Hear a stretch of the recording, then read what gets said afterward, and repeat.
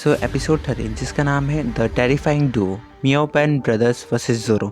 Starting में ही देखते ही सभी पायरेट्स वैसे ही पड़े हुए हैं और उसोप की नज़र एक जगह पर टिकी हुई है। नामी भी कहती है अच्छा हुआ टाइम पे आ गए तुम लोग। तभी हम देखते हैं ज़ोरो और लूफी वहाँ पे हैं। उसोप ऑलरेडी हैरान था और वो पूछता है क्या तुम लोग इतने पावरफुल हो। तभी नामी पूछती है तुमको इतना टाइम कैसे लग गया। तभी ज़ोरो बहुत चिढ़ जाता है और कहते हैं तुम ही थी जिसने हमें फंसा रखा था वहाँ पे।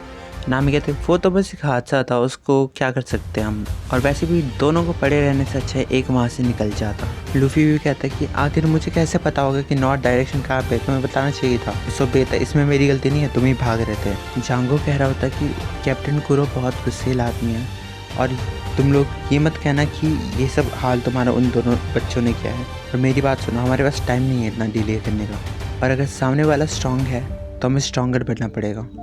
सभी लोग मेरे रिंग को देखो ध्यान से, 1 2 3 और तुम सभी स्ट्रांग हो जाओगे। जांगो उन सभी को हिप्नोटाइज करके और स्ट्रांग बना रहा होता है, शक्तिशाली और बहुत ज़्यादा शक्तिशाली बना रहा होता है। लूफी भी उसे देख रहा होता है एंड जैसे ही 3 2 1 होता है सभी स्ट्रांग बन जाते हैं। उन पायरेट्स में से एक ने अब पहाड़ के ऊपर अपना हाथ मारा और पहाड़ी टूट गया।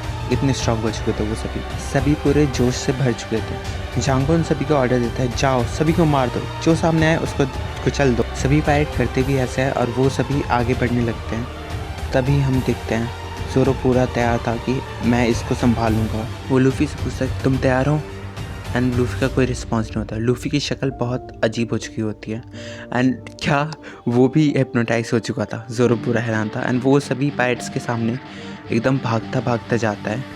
एंड नामी भी सोचती है कितना सिंपल आदमी है यार ये लूफी। लूफी अपना गम नो गाटलिंग वाले मूव से सभी को मारने लगता है। उसके हाथ बहुत सारे पंचेस की तरह यूज़ होते हैं क्योंकि वो बहुत स्पीड से पंच मारता है। बच्चे कुछ पायरेट बहुत ज़्यादा डर जाते हैं एंड वो अपनी जान बचा के भागने लगते हैं, लेकिन उनके पीछे लूफी पूरा दुम दबा के भाग पड़ता है। सभी का पीछा अच्छे से करता है वो। जांगो और ज़ोरो दोनों इस बात को देख के बहुत हैरान हो। तभी हम देखते हैं लूफी पायरेट्स को छोड़ शिप की तरफ भाग रहा होता है। वो शिप के पास जाता है और उसके सामने वाला पैनल जिस पर बिल्ली बनी होती है उसको उखाड़ने लगता है। उसके पूरे टोली शोले बन जाते हैं, उसके हाथ पंप अप हो जाता है और सामने वाली बिल्ली जो कि हैवी नहीं उसके भी पसीने छूटने लगते हैं। और धीरे धीरे वो पूरा मतलब सोच रहे होते लोग कि ये तो पूरा शिप ख़त्म कर देगा। लूफी करता भी ऐसा, वो सामने वाली बिल्ली को निकालता है और सभी की आंखों में से आंसू निकलने लगते हैं एंड वो उस बिल्ली को निकाल के सभी पे गिराने ही वाला होता है कि जांगो कहता है 1 2 3 और तुम सो जाओगे।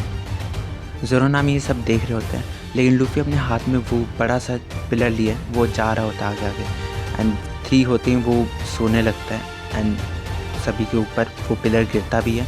कुछ लोग मारे भी जाते हैं, कुछ लोग बच जाते हैं उड़ के एंड हम देखते हैं लूफी के ऊपर वो पिलर गिर चुका है। सीन शिफ्ट होता है मिस काया के घर पे, जहाँ पे वो 3 बच्चे यानी उसोप के चेले वहाँ पे पहुँचे होते हैं क्योंकि उनको मिस काया की बहुत चिंता हो रही होती है।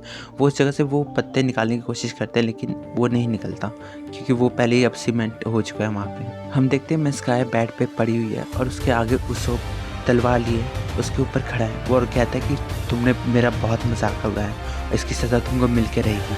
एंड वो अपने चाकू को उठाता है और उसके गले पे मार देता है। तभी हम देखते हैं कि वो सिर्फ उसका एक बुरा सपना था। वो नींद से उठ जाती है, वो रूम से बाहर जाने लगती है एंड जब वो बाहर जाती है वो आवाज़ लगाती है अपने बटलर को, लेकिन उसका कोई रिस्पॉन्स नहीं आता। फिर वो नीचे जाती है, देखती है कि वो वाइट बाल वाला आदमी वो पड़ा हुआ है ज़मीन पर। उसका नाम हमें पता चलता है, उसका नाम मैरी है। मिस काया उससे पूछती है आखिर तुम्हें हुआ क्या है, क्या हुआ है तुम्हें, प्लीज़ तुम मर नहीं सकते, प्लीज़ नहीं, ऐसा वो कहती है। एंड वो मैरी कहता है कि मुझे बहुत खुशी है कि आप जिंदा हैं। मिस काया पूछती कि आखिर तुम्हारे साथ ये किया किसने। मैरी बताता है क्लाहाडोर, उसी ने मुझ पर अटैक किया था, वो एक पायरेट है। मिस काया बिल्कुल शॉक में होती है, लेकिन मैरी और कहता है कि वो आपके खजाने के पीछे पड़ा हुआ है। मिस काया कहती है कि ये बिल्कुल फालतू की बात है, लेकिन मैरी चिल्ला के बोलता है नहीं ये बिल्कुल सच है। अब मिस काया सोच रही होती है कि कल उस वक्त ने जो भी कहा था वो सही में सच था। मैरी कहता है कि हाँ वो सही में हमारी मदद करना चाहता था और हमने उसकी एक नहीं सुनी। फिर मिस काया याद करती कैसे वो उसे बचाने आया था और उसने उसे एक धर दिया था बहुत तेज से। मैरी कहता है कि हमने असली विलन को बचाया और जिसने हमारी मदद करनी चाहिए उसी को हमने गलत समझा। अब मिस काया के आंखों में बिल्कुल आंसू भर चुके थे और वो अपनी सभी किए हुए का बहुत दुख कर रही थी। मैरी के मुंह से खून निकलने लगता है एंड मिस काया कहती है कोई बचाओ इसे। तब मैरी कहता है नहीं कोई नहीं है घर पे, सभी स्टाफ कल जा चुके हैं।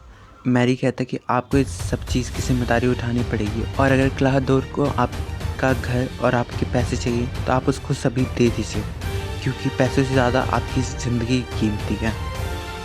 मिस काया सोच में पड़ जाती है। मैरी और कहता है कि आप ही हो जो हमें बचा सकती है। मैरी पूछता है क्या आप ये करेंगी एंड ये आपकी रिस्पॉन्सिबिलिटी है ना। मिस काया कहती है हाँ मैं करूँगी, लेकिन मैं उससे बात करूँगी। और मिस काया घर को छोड़ के चली जाती हैं। तभी हम सीन दोबारा शिफ्ट होता है वहीं पे जहाँ पे सब लोग लड़ाई कर रहे होते हैं। लूफी अभी भी उस पिलर के नीचे दबा हुआ है और उसकी बहुत चिंता कर रहा होता है, लेकिन ज़ोरो कहता है वो मरेगा नहीं, चिंता मत करो, तुम्हें तो अपने चोटों की चिंता करनी चाहिए।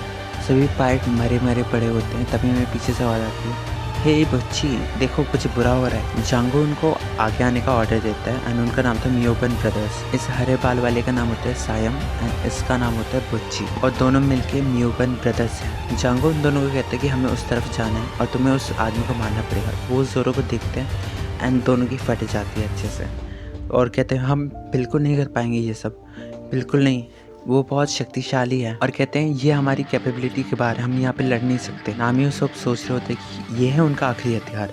जांगो सायम को ऑर्डर देता है जाने के लिए एंड वो कहते हैं कि भागो यहाँ से, अटैक करो उस पर। वो कहता है ओके ओके। सायम के आंखों में बिल्कुल आंसू थे एंड वो अंधों की तरह आगे बढ़ते जा रहा था ज़ोरो के पास। तुम मुझसे बचो, तैयार हो जाओ, मैं तुम्हें अपने पंजों से बहुत गंदा मारूंगा। एंड ज़ोरो सोच रहे मैं अब करूँ क्या, ये बहुत गंदा सा पायरेट है, और रुक वहीं पे वरना फिर मैं तुझे मार दूंगा। फिर भी सैम आगे बढ़ता जाता है और तभी हम देखते हैं उसके चेहरा बहुत चेंज हो जाता है और कहता है मार सको तो मार दो। और वो ज़ोरो पे बहुत गलत तरीके से अटैक कर देता है। ज़ोरो भी सोच रहा था क्या मेरे साथ धोखा कर रहे हो तुम, गद्दारी कर पे। और वो कहता है सैम कि तुमने मुझे कमज़ोर समझ के बहुत बड़ी भूल कर दी। और वो पीछे जाता है और उसके कंधे पे ज़ोरो के दोनों स्वॉर्ड पड़े रहते हैं, मतलब उसने ज़ोरो का स्वॉर्ड चुरा लिया। वो उन दोनों के स्वॉर्ड को पकड़ता है और वो पीछे की तरफ फेंक देता है एंड इस बात से ज़ोरो को बहुत बहुत बहुत गुस्सा आता है एंड वो डायरेक्ट उसके ऊपर अटैक करने चढ़ जाता है। ज़ोरो उसको बहुत गलत तरीके से एक स्वॉर्ड से ही मार देता है, लेकिन वो आगे बढ़ता ही है।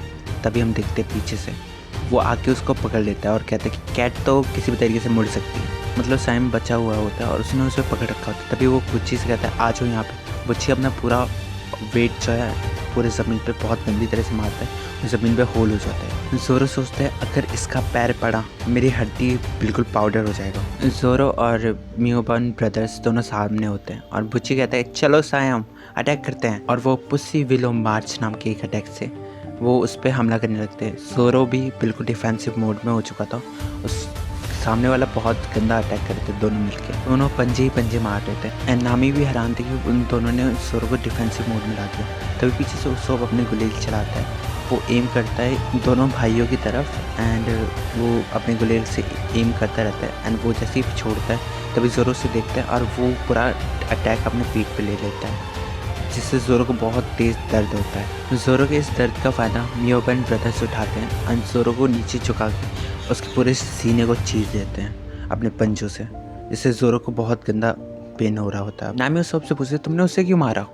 तब उसोब कहता है ऐसा है कि ज़ोरो अपने आप उसके बीच में आया। नामी हैरान थी, ज़ोरो फिर भी लड़ रहा था उससे एंड उसोब बताते हैं शायद ये हो सकता है कि वो नहीं चाहता कि मियोबन ब्रदर्स का ध्यान हमारी तरफ आए। ज़ोरो सोच रहा होता है कि काश मेरे पास एक और स्वॉर्ड होती। नामी अपनी मर्जी से उसके स्वॉर्ड लेने जाती है एंड उसोब उसे रोक रहा होता है कि नामी भी कहती है इतना मत सोचो, तुम अपना ध्यान रखो अभी। नामी भागती भागती तलवार के पास पहुंच जाती है। जांगो ये सब देख रहा होता है एंड वो क्या करता है कि उसकी पीठ पे अपनी तलवार से, अपने रिंग से एक्चुअली मार देता है उसे।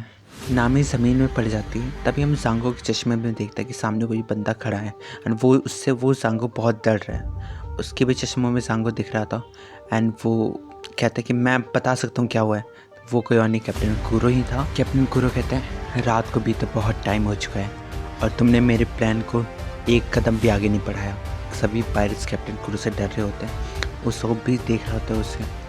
उसोब के भी मन में था कि सिचुएशन अब और बुरी होती जा रही है। नामी भी अब ज़मीन में पड़ी हुई है, सामने लूफी भी उस पिलर के नीचे दबा हुआ है और कैप्टन कुरो भी अब सामने है एंड वो बिल्कुल बहुत गुस्से में है और वो सोच रहा होता है कि ये क्या है सब। एंड यहीं पे अपना एपिसोड ख़त्म हो जाता है।